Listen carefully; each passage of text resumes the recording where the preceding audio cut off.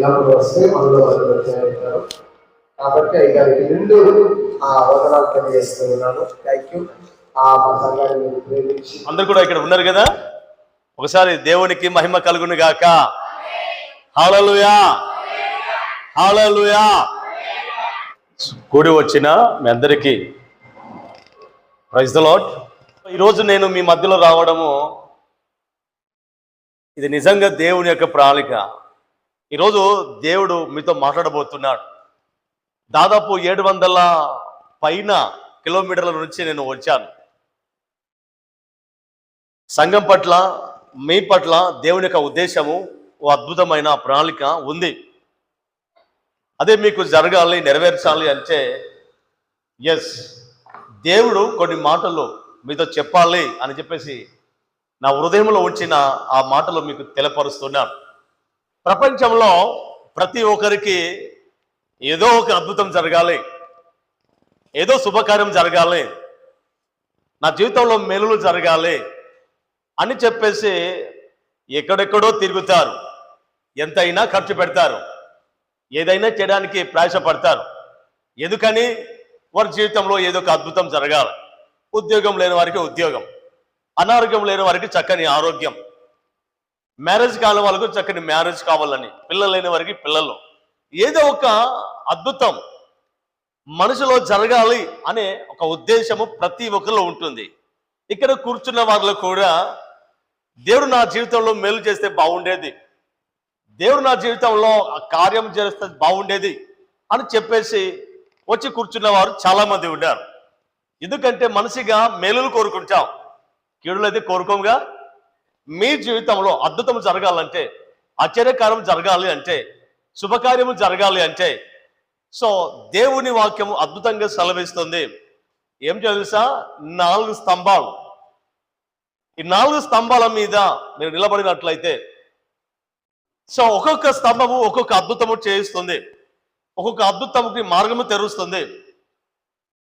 మొదటి అద్భుతం జరగాలి అంటే నంబర్ 1, విశ్వాసముతో దేవుని వైపు చూడాలి. నేను రీసెంట్గా ముంబైకి వెళ్ళా. దేవుడు నాతో మాట్లాడాడు. నా జీవితము తెప్పరిల్లింది, అనగా సంతోషంతో ఆనందంతో ఉంది అని చెప్పేసి సాక్ష్యం ఇచ్చారు. మొదటి పాయింట్, విశ్వాసంతో దేవుని వైపు చూడాలి. ఆ రోజు యాయిరు కుమార్తె, మార్కు సువార్త 5వ అధ్యాయంలో యాయిరు కుమార్తె చనిపోయింది. అయ్యో నా కుమార్తె బాగుండాలి, నా కుమార్తె బ్రతకాలి, నా కుమార్తెకి మేలు జరగాలని చెప్పేసి బహుశా ఎక్కడెక్కడికో తిరిగాడు, ఎన్నో ఖర్చులు పెట్టాడు. అయినప్పుడు కూడా తన జీవితంలో మేలులు చూడకుండా, తన కుటుంబంలో అద్భుతము జరగకుండా, తన యొక్క కుటుంబంలో అయ్యో ఒక ఆశ్చర్యకార్యము జరుగుతుందా అని చెప్పేసి ఎన్నో తిప్పలు పడ్డాడు, ఎక్కడికెక్కడికి వెళ్ళాడు. కానీ ఒక శుభవార్త విన్నాడు. అయ్యా, మన ప్రాంతానికి యేసుక్రీస్తు వస్తూ ఉన్నాడు, ఆయన ఖచ్చితంగా బాగు చేస్తాడు, ఆయనకు అసాధ్యమైనది ఏమీ లేదు అని చెప్పేసి విన్నప్పుడు ఆ యాయిరు పరుగు పరుగున యేసుక్రీస్తు దగ్గరకు వచ్చాడు. ఆయనను చూశాడు, సాగిల పడ్డాడు, బ్రతిమిలాడాడు. ఎందుకని? అయ్యా, నా కుమార్తె చావు సిద్ధమై ఉంది, మీరు వస్తే బాగుంటుంది అని చెప్పేసి బ్రతిమిలాడినప్పుడు యేసుక్రీస్తు ఆయనతో పాటు వెళ్ళాడు. వారి ఇంటికి దగ్గర చేరాలో లేరో చుట్టూ ఉన్న వారు బయటకు వచ్చి, అనవసరంగా ఎందుకు ప్రభువును ఇబ్బంది పరుస్తారు, మీ కుమార్తె చనిపోయింది, ప్రభువును ఇబ్బంది పరచమాకు, నిరాశ పెడుతూ ఉన్నారు, ఇబ్బంది పెడుతున్నారు, మీ కుమార్తె చనిపోయింది, ఇంకా ఎందుకు ప్రార్థనలు, ఇంకా ఎందుకు యేసుక్రీస్తు తీసుకువస్తున్నారు అని చెప్పేసి అన్నప్పుడు యేసుక్రీస్తు అన్న మాట అద్భుతం. యేసు వారు చెప్పిన మాట లక్ష్య పెట్టక ఏమన్నాడు?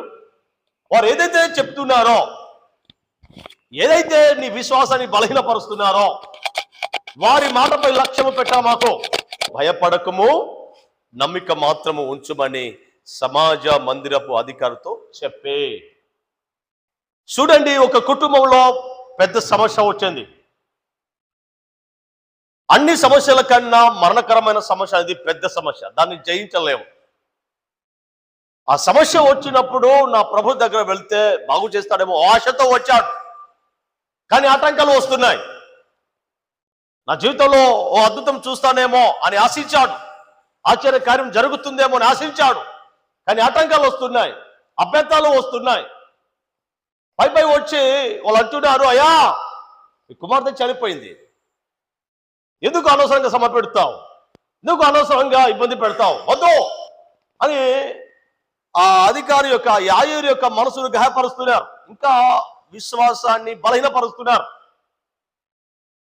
ఈరోజు ఉన్నారా ఎవరైనా నీ చుట్టూన వారు నిన్ను బలహీనపరుస్తున్నారు. ప్రార్థనకు వస్తున్నావు, ప్రార్థనకు సమాధానం రావట్లా, ప్రార్థనకు వస్తున్నావు, కుటుంబంలో అద్భుతం జరగట్లా, ప్రార్థనకు వస్తున్నావు, సాతాను యొక్క చేతుల్లో బంధించబడి ఉన్నావు. శరీర ఆశ, నేత్రాశ, జీవోడంబము, సో వీటి విషయంలో బంధించబడి ఉన్నావు, రోగంతో బంధించబడి ఉన్నావు. నీ సమస్య బహు పెద్దది, అది ఎవరు తీర్చలేనిది. చాలా ప్రయత్నిస్తున్నావు, ఎక్కడికెక్కడికో వెళ్ళావు, ఎన్నో ఖర్చు పెట్టావు, అయినా సమస్య సమస్యగా ఉంది, సమస్య సమస్యగానే మిగులుతుంది. ఎందుకో నా జీవితం కుదుటపడట్లా, సమాధానం రావట్లా, నిద్రలు లేకున్న రాత్రులు ఉన్నాయి. అయితే దేవుడు ఈరోజు మీతో మాట్లాడుతున్నాడు. నిన్ను టెంప్ట్ చేస్తున్నా, మిమ్మల్ని బలహీనపరుస్తున్నా, మీకు సమాధానం రాదు అని చెప్పేసి అన్నా, సైతాను ఒకవేళ నీకు సమాధానం రాదు, నీ ప్రార్థనకు వెళ్తావు కానీ నీ మాట వినడు, నీవు సమాధానము చూడలేవు అని చెప్పేసి ఒకవేళ సాతాను నిన్ను భయపెట్టించినా, చుట్టూన్న వారు నిన్ను ఇబ్బంది పెడుతున్నా, సో చుట్టూన్న వారు నీ విశ్వాసాన్ని గాయపరుస్తున్నా, బలహీనపరుస్తున్నా, నీవు మాత్రము వారి యొక్క మాటలకు కానీ, నీకున్న ఆ సమస్యపై కానీ, నీకున్న సమస్య ఆర్థిక సమస్య కావచ్చు, అనారోగ్య సమస్య కావచ్చు, సో ఎలాంటి సమస్య అయినప్పుడు కూడా ఆ సమస్యపై లక్ష్యము ఉంచక, వీరిపై లక్ష్యం ఉంచక, ఎవరిపై లక్ష్యం ఉంచాలి? క్రీస్తు వైపు లక్ష్యం ఉంచాలి. యాయిరు దేవుని మాట తూచ తప్పకుండా నమ్మాడు, వారి మాట విన్నాడు కానీ నమ్మలా, లక్ష్య పెట్టలా, ప్రభుపై ఆధారపడ్డాడు, ప్రభు మాట విన్నాడు. ఈరోజు ప్రభు మాట విన్నట్లయితే నువ్వు భయపెట్టిస్తున్న రోగము, భయపెట్టిస్తున్న సమస్యపై లక్ష్యం ఉంచద్దు. దేవుడు అంటున్నాడు, మీ చింత యావత్తు నా పైన వెయ్యండి, మీ భారము యెహోవా మీద పెట్టండి, ఆయన సమస్తము చేయగలిగిన దేవుడు.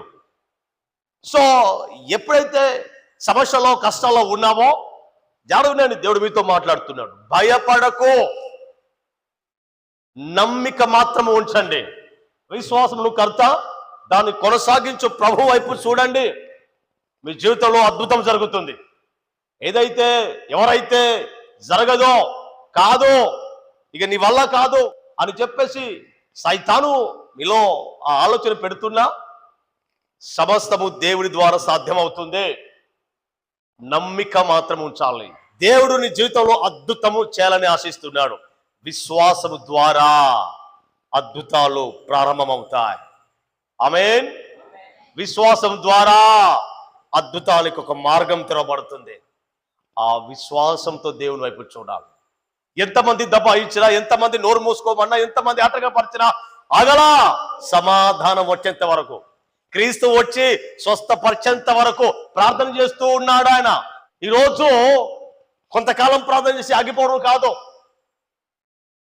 కొంతకాలము దేవుని నమ్మకంగా జీవించి, అయ్యో సమాధానం రావట్లా, నా కష్టాలు తీరట్లా, నా ఆరోగ్యము కుదరపడట్లా అని చెప్పేసి అనుకోవకు. దేవుడు ఖచ్చితంగా ఆలస్యం చేయకుండా ఖచ్చితంగా సమాధానం ఇస్తాడు. సమాధానం రావట్లేదని చెప్పేసి ఆగిపోవడానికి వెళ్ళదు. సమాధానము వచ్చేంత వరకు ప్రార్థన చేయాలి. హల్లెలూయా. నువ్వు ప్రార్థన చేసినట్లయితే దేవుడు గొప్ప అద్భుతాలు నీ జీవితంలో చూస్తావు. 12 సంవత్సరాల రక్తస్రావం స్త్రీ ఎలా వచ్చింది? విశ్వాసంతో వచ్చింది. ఎందుకని? ఆమె కలిగి ఉన్నవంతా కూడా అమ్మేసి వైద్యులకు పెట్టింది. ఎన్నో చోట తిరిగింది, కుదుట పడల, రోగం తగ్గర్లా, 12 సంవత్సరాలు తిప్పలు పడింది, తంటాలు పడింది. కానీ ఆమె జీవితంలో నెమ్మది లేదు, ఆమె జీవితంలో సుఖం లేదు, ఆమె జీవితంలో నిద్రపోని రాత్రులు ఎన్నో ఉన్నాయి. విన్నది క్రీస్తు మాట విన్న ఆమె, నేను క్రీస్తును చెంగు ముడితే చాలు నా జీవితం అద్భుతం అవుతుంది నమ్మగలిగింది. ఇంతకాలం వెళ్ళా కానీ ఇది చివరి ప్రయత్నం అని చెప్పేసి వచ్చి ముట్టినప్పుడు ఏం జరిగింది? అద్భుతం జరిగింది. సో ఎలా ముట్టాలి? విశ్వాసంతో దేవుని ముట్టాలి. మన హృదయంతో దేవుని తాకాలి. హృదయ శుద్ధి గల వారు ధన్యులో, వారు వారు దేవుని చూస్తారు. మనం చూడాలి అన్నా, అద్భుతాలు పొందుకోవాలి అన్నా మన హృదయం శుద్ధిగా ఉండి విశ్వాసముతో ఎదురు చూడాలి. దేవుని బలముగా నమ్మగలగాలి. ఆమేన్. మన నమ్మకం ఏంటంటే అద్భుతాలు స్వస్థతలు అది కాదు. అద్భుతం అంటే వాస్తవంగా క్రీస్తును నమ్మినప్పుడే అసలు సిసలైన అద్భుతం. అది మీరు ధన్యులు. సో విశ్వాసంతో దేవుని దగ్గర వచ్చింది, అద్భుతము చూసి వెళ్ళింది. తర్వాత ఎప్పుడు పడిపోయినట్టుగా, ఎప్పుడు వెనక్కి తిరిగినట్టుగా లేదు. శ్వాసము మనం ఎంతగా ఉంటుందో అంత అద్భుతాలు జరుగుతాయి. నెంబర్ 2, పట్టుదలతో ప్రార్థన చేయాలి. ఆమేన్. విశ్వాసంతో దేవుని వైపు చూసిన మీరు పట్టుదల కలిగి ప్రార్థన చేయాలి. మన అందరికీ తెలుసు, ప్రార్థన ద్వారానే గొప్ప అద్భుతాలు జరిగాయి కదా. మోసే నుంచి యోహాను రాసిన ప్రకటన గ్రంథం వరకు ప్రార్థన ద్వారానే గొప్ప గొప్ప అద్భుతాలు జరిగాయి. ప్రార్థన ద్వారా ఎర్ర సముద్రము చీలిపోయింది. ప్రార్థన ద్వారా ఎరుకో గోడలో పట్టపంజలయ్యా. ప్రార్థన ద్వారా చెరసాల బ్రద్దలైంది. ప్రార్థన ద్వారా సింహాల నోరు మూశారు. ప్రార్థన ద్వారా అద్భుతము జరిగింది. అర్థమవుతుందా? ఆ ప్రార్థన నీ జీవితాన్ని మారుస్తుంది. ఎలా? మన ప్రార్థన ఎలా ఉంటుంది తెలుసా అండి? సమాధానం వచ్చేంత వరకు మన ప్రార్థన, ప్రభువా కష్టాలు వచ్చాయ్యా, నాకు ఇబ్బందులు వచ్చాయ్యా అని కన్నీరు కారుస్తాం. ఎంతో కొంత జవాబు దొరికిన తర్వాత మరలా మందిరానికి రాము. మరలా దేవుణ్ణి వైపు చూడడానికి ఇష్టం ఉంటుంది, కానీ సమస్యను బట్టి ఆగిపోతాం, కష్టాలను బట్టి ఆగిపోతాం, ఎవరో బంధువులు వస్తే ఆగిపోతాం, ఏదో పనులు ఉంటే ఆగిపోతాం. దేవుని మందిరానికి మరలా చూడము. కానీ మనము విసుగక ప్రార్థన చేయాలి. యెరెమీయా 33:3లో మీరు నాకు మొరపెట్టండి, నేను మీకు ఉత్తరం ఇస్తాను అని చెప్పేసి దేవుని వాక్యం సెలవిస్తుంది. మొరపెట్టండి, నేను మీకు సమాధానం ఇస్తా. ఎలా మొరపెట్టాలండి? కన్నీళ్లతో మొరపెట్టాలి. ఒక కుమారుడు తండ్రిని అడగాలి అంటే, ఒకసారి లేదురా ఇప్పుడు నా వల్ల కాదు, తర్వాత చూద్దాం అని చెప్పేసి అంటే ఆ కుమారుడుకు ఖచ్చితంగా నీడ్ అయితే ఆ కుమారుడు ఏడుస్తాడు. లేదు డాడీ నాకు ఖచ్చితంగా ఇవ్వాలి అని చెప్పేసి మారం పట్టి ఏడుస్తూ ఉంటాడు. ఏడ్చినప్పుడు ఎలాగైనా సరే తండ్రి కొనిస్తాడా లేదా? అది స్లేట్ కావచ్చు, అది బ్యాగ్ కావచ్చు, అది ఏదైనా కావచ్చు. తండ్రి దగ్గర వచ్చి కన్నీళ్లు కారుస్తే ఖచ్చితంగా ఆలస్యమైన నా కొడుకు ఏడ్చాడుగా, ఒకవేళ అది కొనివ్వకపోతే నేనే ఫాదర్ ఎలా అవుతాను, నా బాధ్యతని తీర్చుకోవాలిగా అని ఖచ్చితంగా కొనిస్తాడు. వినండి, నిన్ను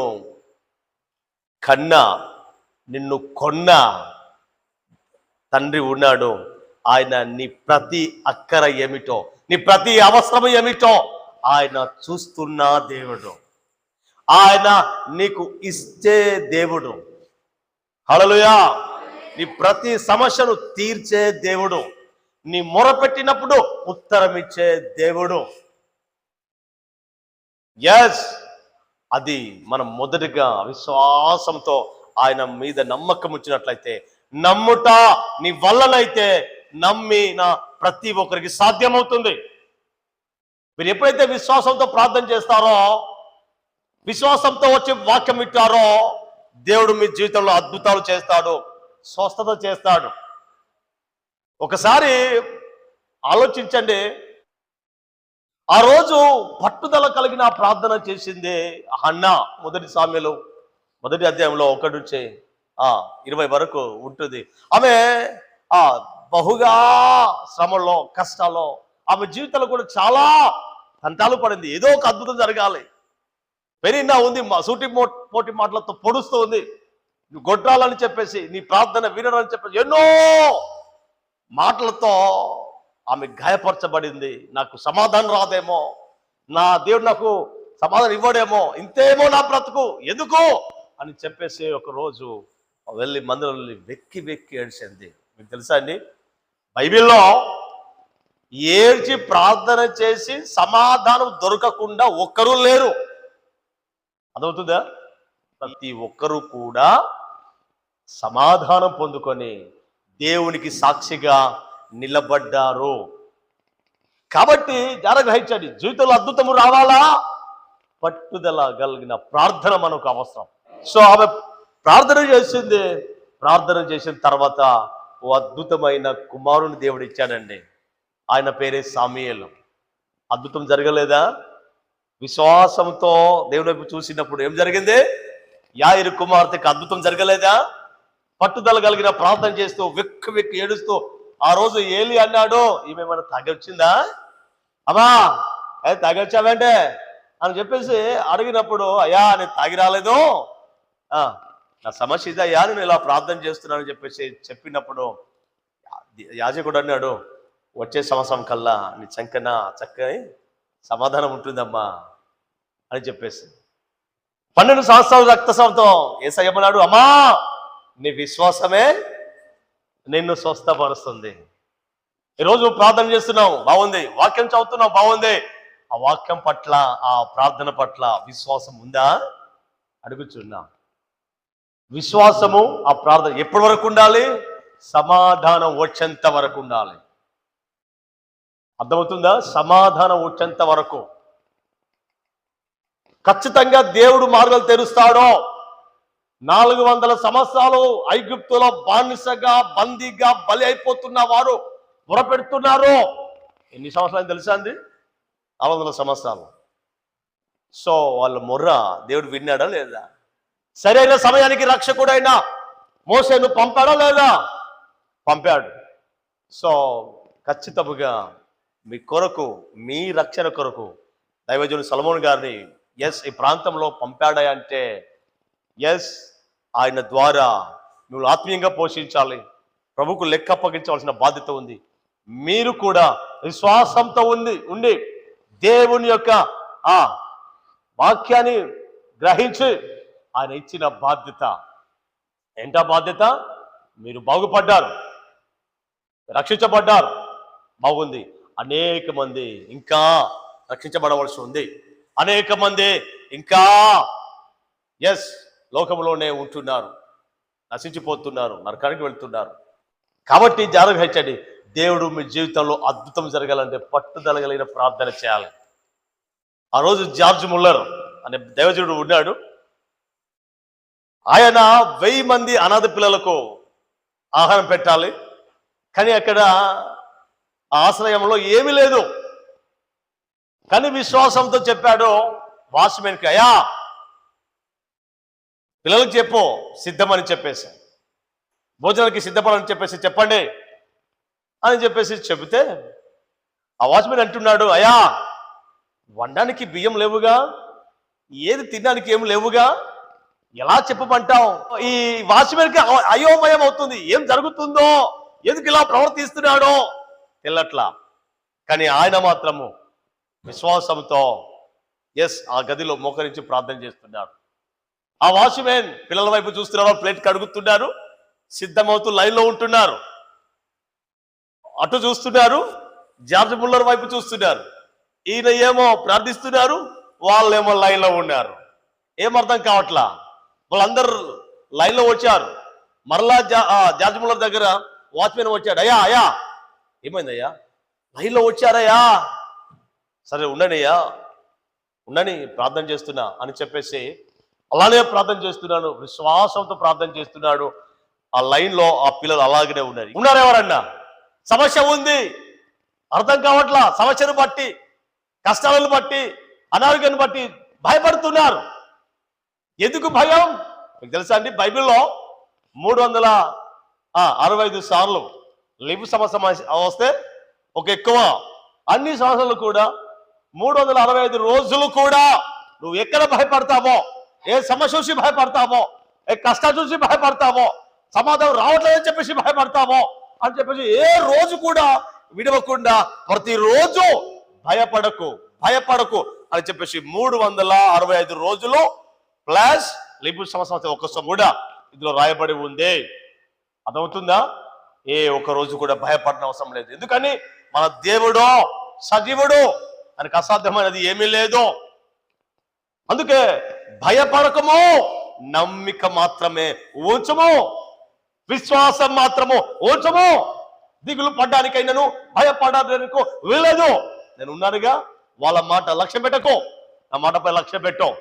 ఈరోజు లోకంపై లక్ష్యం పెట్టకు, పాపంపై లక్ష్యం పెట్టకు, సినిమాలు సిక్కలపై లక్ష్యం పెట్టకు, తాగుడుకు తదనాలకు లక్ష్యం పెట్టకు, ఇష్టాశ జీవితానికి లక్ష్యం పెట్టకు. అవి కాదు మనకు సుఖాన్ని సమాధానం ఇచ్చేది, అవి కాదు సరైన జీవితం ఇచ్చేది. వాటి ద్వారా కుటుంబాలు నాశనం అవుతున్నాయి, సైతాను ఎంటర్ అవుతున్నాడు, కుటుంబాలు నాశనం అవుతున్నాయి. కారణం ఏంటంటే మన లక్ష్యం అంతా పొరుగువారి ఇంటి మీద, వాటి మీద, వీటి మీద. సో మన లక్ష్యము ఎవరైపు ఉండాలి? ప్రభు వైపు ఉండాలి. సో జాగ్రత్త గ్రహించండి. ఆ వాచ్మెన్ అంటున్నాడు, సో ఆ లోపట వాచ్మెన్ వచ్చాడు. అయ్యా ఎవరో వచ్చారు, జడ్జిముల్లర్ గారు, మీరు కావాలంట, మిమ్మల్ని కలవాలంట అని చెప్పేసి వచ్చినప్పుడు ఎవరయ్యా అని చెప్పేసి ఆయన వెళ్ళాడు. ఆ గేట్ దగ్గర వెళితే ఒక లహారీ ఉందంట, అది ఆగి ఉందంట. ఆ లారీ డ్రైవర్ దిగారంట, అయ్యా మీరు ఏమనుకోకపోతే 5-6 హండలు రకరకాల అన్నం ఉంది, నిన్నటి రోజున పెళ్ళికి అని చెప్పేసి సిద్ధపడ్డారు. ఈరోజు పొద్దున వండాము, కానీ కొన్ని ఆటంకాల వల్ల అది క్యాన్సిల్ అయింది. కాబట్టి ఇదంతా ఇక్కడ ఎవరైనా అనాథాశ్రయం ఉందంటే అయ్యా మీ అడ్రస్ ఇచ్చారు అని చెప్పేసి అన్నప్పుడు ఈ వాచ్మెన్ ఆయన హృదయంలో సంతోషం వచ్చిందట. వాచ్మెన్ అనుకున్నాడంట, జార్జ్ ముల్లర్ గారి విశ్వాసం ఎంత విశ్వాసం, ఆయన కలిగి ఉన్న ఎంత నమ్మకం సమాధానాన్ని తీసుకొచ్చింది. హల్లెలూయా, హల్లెలూయా. సో ఎప్పుడైతే విశ్వాసం ఎదురు చూశాడో ఆ భోజనం వీళ్ళకి వచ్చింది, అందరికీ వడ్డించారు, చక్కగా వెళ్ళారంట. చూశారా? పట్టుదల కలిగిన ప్రార్థన కలిగి ఉండాలి. పట్టుదల కలిగి ఉండాలంటే మనం ఆ ప్రార్థనపై నమ్మకం, దేవుడు నా జీవితంలో కార్యం చేస్తాడు. ఎవరి పని లక్ష్యం పెట్టవద్దు ఇక. ఆమేన్. మన చింత యావత్తు ఎవరి మీద మోపాలి? దేవుని మీద మోపాలి. ఆయనకు మొర పెట్టాలి, ఆయన మనకు ఉత్తరం ఇస్తాడు. హల్లెలూయా, హల్లెలూయా. నంబర్ 3, విధేయతతో నడవాలి. విధేయత. నంబర్ 1, విశ్వాసంతో దేవుని వైపు చూడాలి. నంబర్ 2, పట్టుదల కలిగి దేవునికి చూడాలి. నంబర్ 3, విధేయతతో నడవాలి. చాలా గమనించండి. యోహాను సువార్త 2వ అధ్యాయంలో అక్కడ తల్లి అయిన మరియా యేసుతో అంటుంది, యేసుతో మాట్లాడిన తర్వాత చుట్టూన్న శిష్యులతో అంటుంది, అయ్యా ఆయన ఏమి చెప్తారో అది మీరు చేయండి అని చెప్పేసి అక్కడ చక్కని మాట ఉంటుంది. ఆయన ఏదైతే చెబుతాడో అది మీరు చేయండి అని చెప్పేసి అన్నప్పుడు యేసుక్రీస్తు అన్నారు, అయ్యా రాతి బాణాలు ఉన్నాయిగా, అక్కడ పెళ్లిలో ఏం తక్కువైంది? ద్రాక్షారసం తక్కువైంది. ఒక సమస్య ఏర్పడింది, అక్కడ ఇబ్బంది ఏర్పడింది. అది చూసిన మరియా ఆ ఇబ్బందిలో ఇంకా ఇబ్బంది పడకుండా ఏదైనా అద్భుతం చేస్తారేమో అని చెప్పేసి ఇది కుమ్మానికి వచ్చి చెప్తే, అమ్మా నా సమయం ఇంకా రాలా, నా సమయం ఇంకా రాలా, ప్రార్థన చేస్తున్నావేమో, ఆశిస్తున్నావేమో నా జీవితంలో గొప్ప కార్యాలు జరగాలని, నా జీవితంలో అద్భుతం జరగాలని, కానీ ఆయన సమయము రాలా. విధేయతతో ఏం చేయాలి? ఆయన చెప్పింది చేయాలి. ఆ మాటలు ఏదైతే చెప్తాడో మనం వినాలి. ఈరోజు దేవుడు మాతో మాట్లాడుతున్నారు. ఈ వాక్యము పరిశుద్ధమైన గ్రంథం. ఇది నేను ధ్యానించినట్లయితే దేవుడు నీతో మాట్లాడతాడు. నీతో మాట్లాడినప్పుడు అది వినాలి. ఎలా జీవించాలో, ఎలా జీవించకూడదో, ఎలా బ్రతకాలో, ఎలా బ్రతకకూడదో, ఎలా ప్రవర్తించాలో, ఎలా మాట్లాడకూడదో సమస్తము ఇందులో రాయబడి ఉంది. ఎలా ఆత్మీయంగా ముందుకు సాగాలో, ఎలా పిల్లలను పెంచాలో, ఎలా భార్య భర్తలు కలిసి ఉండాలో, దేవుడి చిత్తాన్ని జరిగించాలో అద్భుతంగా రాసి ఉంది. సైతాన్ని ఏ విధంగా జయించాలో, సమస్యలను ఏ విధంగా ఎదుర్కోవాలో అన్ని కూడా భక్తుల యొక్క జీవితంలో దేవుడు మనకు సిద్ధంగా రాసి మన చేతుల్లో పెట్టాడు. దాన్ని మనం నమ్మాలి. We should believe it. మనం ఎప్పుడైతే నమ్ముతామో వాళ్ళ జీవితంలో చేసిన అద్భుతం నా జీవితంలో ఎందుకు చేయడు? ఖచ్చితంగా చేస్తాడు అని చెప్పేసి నమ్మినప్పుడు నీ జీవితంలో గొప్ప అద్భుతం చేస్తాడు. ఆ రోజు యేసయ్య అన్నాడు, 6 రాతి బాణాలు ఉన్నాయి, అది నింపండి అన్నప్పుడు ఎందుకయ్యా అని ఒక్క మాట కూడా ప్రశ్నించాలా, అడగలా. విధేయతతో చెప్పినట్లుగా చేశారు. ఆమె చెప్పినప్పుడు చేసినప్పుడు ఏం జరిగింది? అద్భుతం జరిగింది.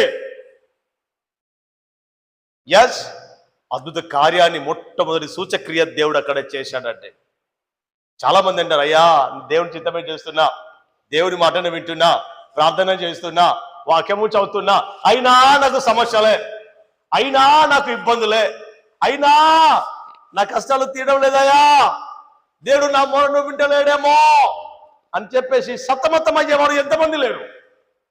కష్టాలను చూసి, సమస్యలను చూసి. అయితే జాగ్రత్త వినండి. అదే మార్కు సువార్త 6వ అధ్యాయంలో 5,000 మందికి ఆహారం పట్టిన తర్వాత యేసుక్రీస్తు శిష్యులను తిన్నగా బలవంతము చేసి, మీరు వెళ్ళండి, బెత్సెహాదకు వెళ్ళండి, నేను వస్తా అని చెప్పేసి యేసుక్రీస్తు మరలా కొండెక్కి ప్రార్థన చేస్తున్నాడు. వాస్తవంగా యేసుక్రీస్తు సమస్య ఉన్నప్పుడు ప్రార్థన చేశాడు. మరొకసారి జాగ్రత్త వినండి. అక్కడ ఉన్నవారెంత? 5,000 మంది కంటే ఎక్కువ మంది ఉన్నారు. యేసుక్రీస్తు చేతిలో పడ్డ ఆ రొట్టెలన్నీ 5 రొట్టెలు 2 చేపలు. సమస్య అయితే చాలా పెద్దది, సమాధానం మాత్రం చాలా చిన్నది. అర్థమవుతుందా? సో ఈరోజు అదే మన జీవితంలో జరుగుతుంది. సమస్య చాలా పెద్దది కానీ సమాధానం చాలా చిన్నది. ఇల్లు కట్టాలని ఆశిస్తున్నావు, అమౌంట్ చిన్నదే.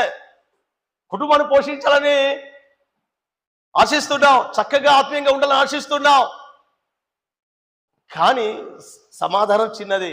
సమస్య మాత్రం పెద్దది. ఒకరే కష్టపడుతున్నారు. సమస్య చాలా పెద్దది. రోగం, విపరీతమైన వేదన, బాధ, ఎక్కడ తిరిగి తగట్లా. సమస్య పెద్దది.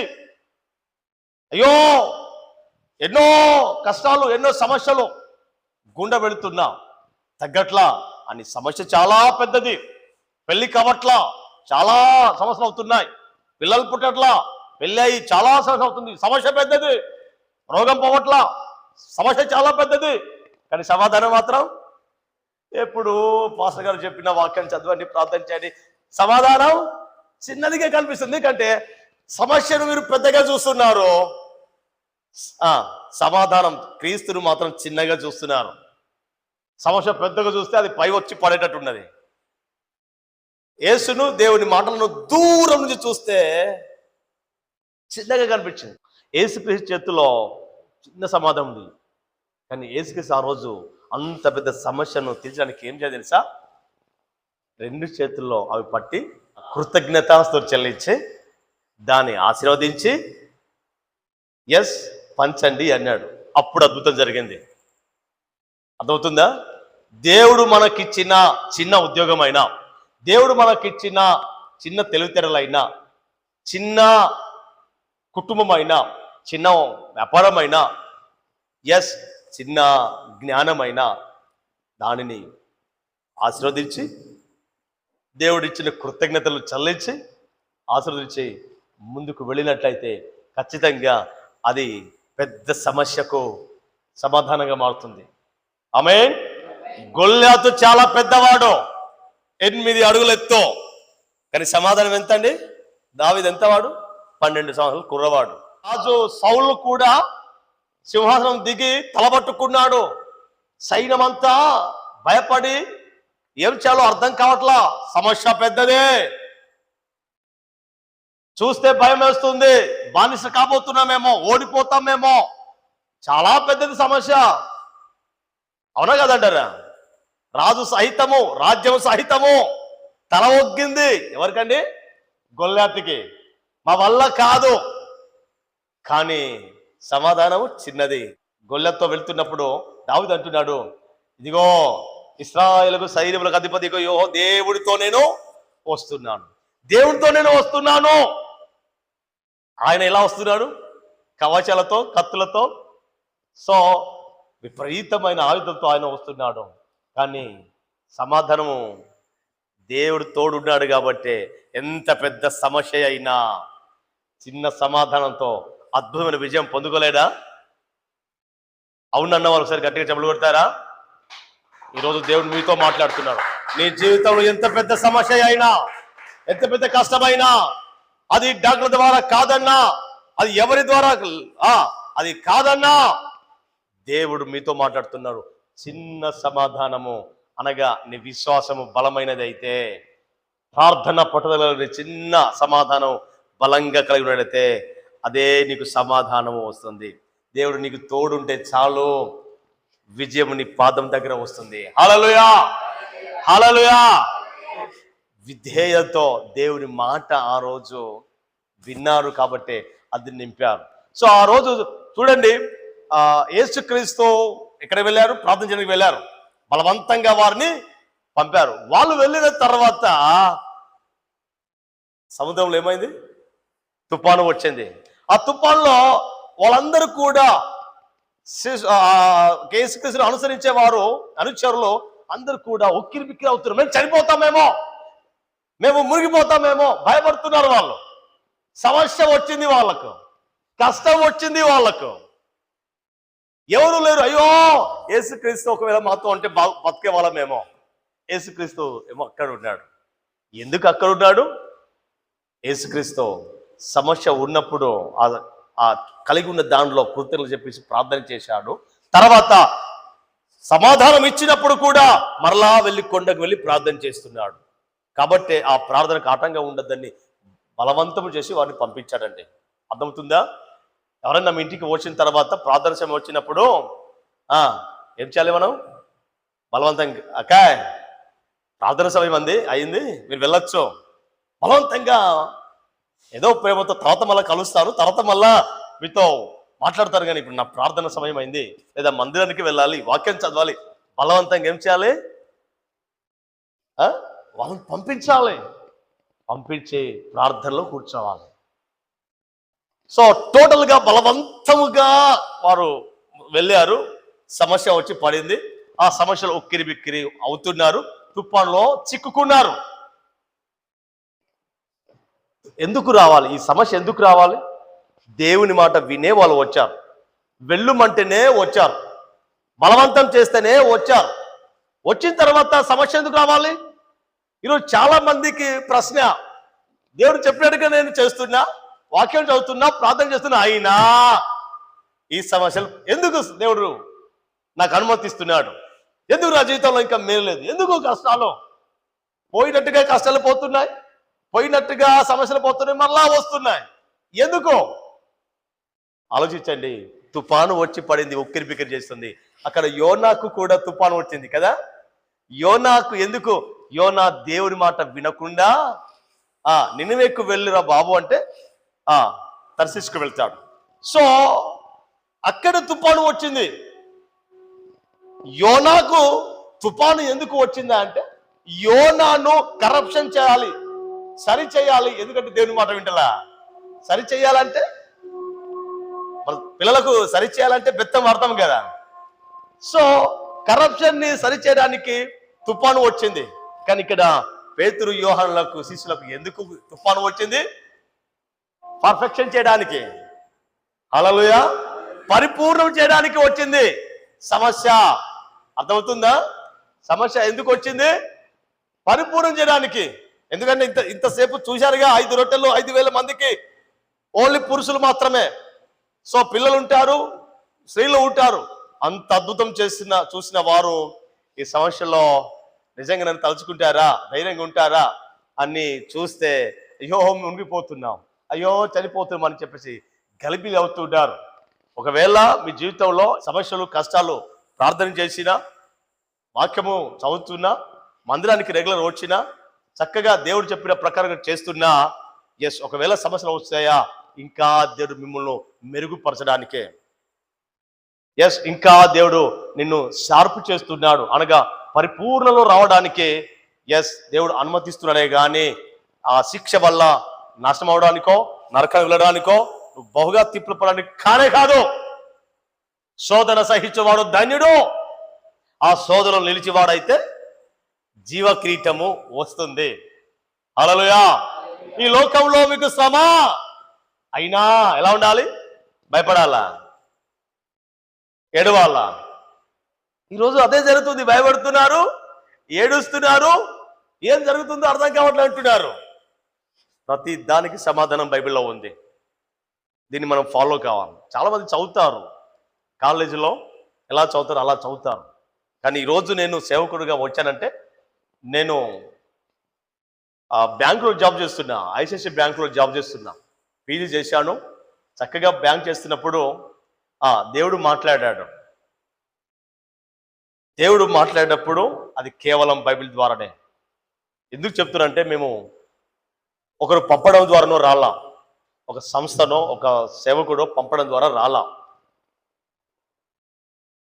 జాబు లేకనో లేదా దేవుడు అద్భుతం చేశాడు నా జీవితంలో అని చెప్పేసి రాలా. దేవుడు నాతో మాట్లాడాడు. నరపుత్రుడా, నువ్వు బ్రతకవచ్చు, నీ కుటుంబం బ్రతకవచ్చు, బంగ్లాలు కట్టవచ్చు, కానీ జాగ్రత్త, నా బిడ్డలు నశించిపోయి నరకానికి వెళుతున్నారు. దుర్మార్గుడు చెప్పో. ఏం చెప్పాలి ప్రభువా? నేను భూమి మీద వచ్చా, నశించిపోతున్న ప్రతి దానిని వెతికి రక్షణానికి వచ్చా. చెప్పో. వారు వింటే పరలోకం వెళ్తారు, వాళ్ళ జీవితం మారుతుంది. వినకపోతే నరకానికి వెళ్తారు. నువ్వు గనక చెప్పకపోతే వారి సగం శిక్ష నీ మీద వేస్తా. అంతే. ఆ మాటకు నేను భయపడ్డా. వారవ శిక్ష నా మీద ఎందుకు వేస్తావు? తర్వాత 3 రోజులు ఉపవాసం ఉన్న తర్వాత దేవుడు 118 కీర్తనతో మాట్లాడాడు. మనుషులను నమ్ముట కంటే, రాజులను నమ్ముట కంటే యెహోవాను ఆశ్రయించడం మేలు, దేవుడు నమ్మడం మేలు అని చెప్పేసి, వెళ్ళు నేను మీకు తోడుంటానని. విధేయత. మాటలు విన్నాను, వచ్చాను. చాలా కష్టాలండి, చాలా ఇబ్బందులండి. చుట్టూన్న పాస్టర్ వాళ్ళే మీ పిలుపు వ్యర్థము, ఎన్నో వారు ఏలు చేశారు, ద్వేషించారు. చుట్టిన వారు చాలా మందికి నా గురించి బ్యాడ్ చెప్పారు. అయినా వీళ్ళ మాటలు చూసి నేను దిగులు పడడానికి వీలు.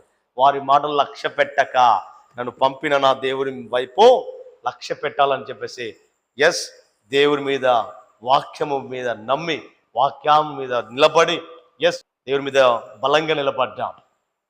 ఎవరు రైటండి? వాక్యము అంత అద్భుతం అండి. ఈ వాక్యమే స్వస్థత చేస్తుంది, వాక్యమే అద్భుతాలు చేస్తుంది, వాక్యమే సమస్తము చేస్తుంది. ఇది నీకు జీవాన్ని ఇస్తుంది. కాబట్టి మనం దేవుడు రక్షించిన తర్వాత మనం నిలబడగలగాలి. ఆమేన్. విధేయత చూపాలి, దేవునికి విధేయత చూపాలి.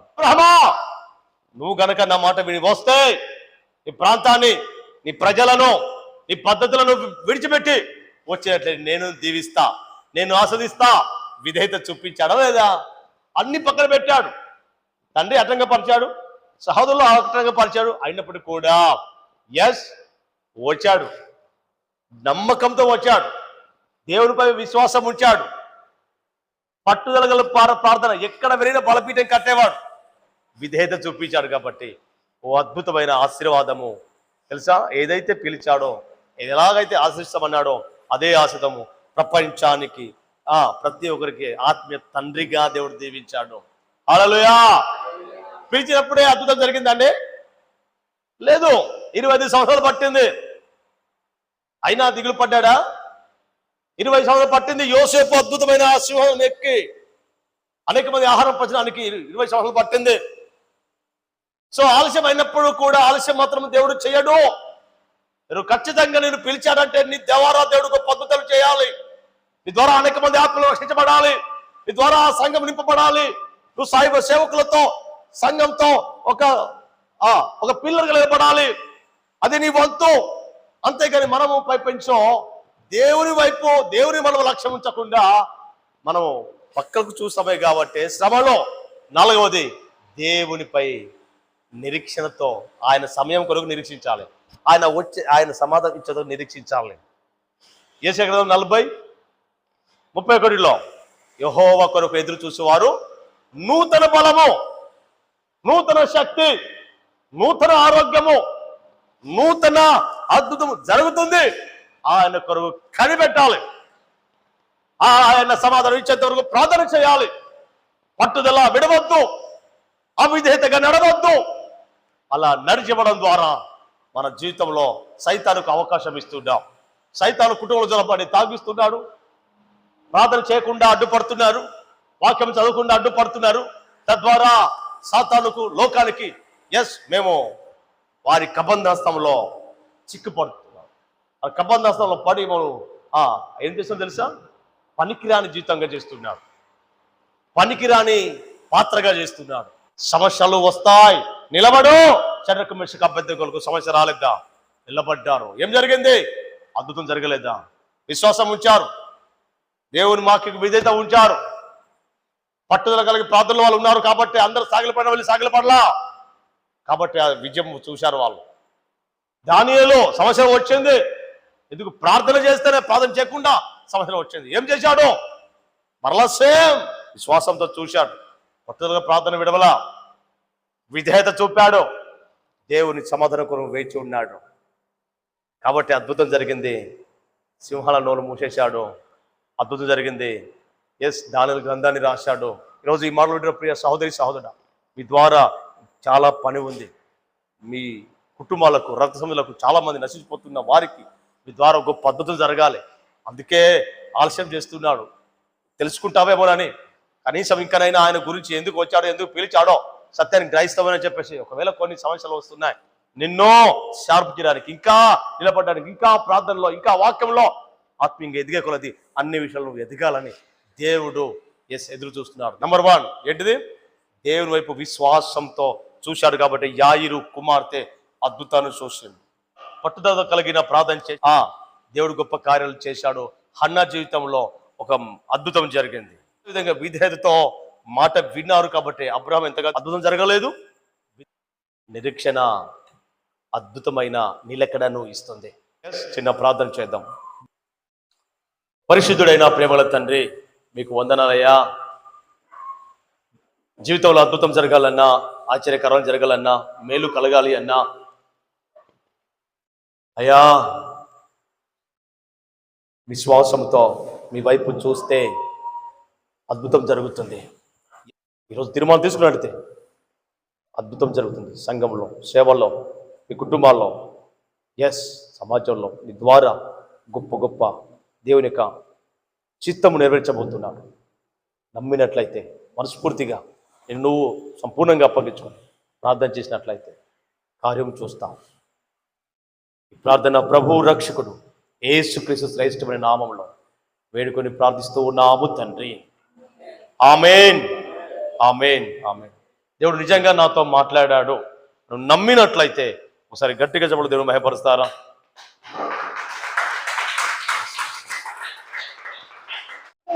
ప్రభు పేరిట షలోం. షలోం అనగా మీకు సమాధానం కలుగును గాక. ఈ వీడియో మీకు నచ్చినట్లయితే లైక్ చేయండి, షేర్ చేయండి, సబ్స్క్రైబ్ చేయండి, కామెంట్ చేయండి. మీ కామెంట్ మమ్మల్ని ఎంతగానో ప్రోత్సహిస్తుంది. అదేవిధంగా మీ ప్రార్థన అవసరాల కొరకు మా phone number 9490218938. God bless you.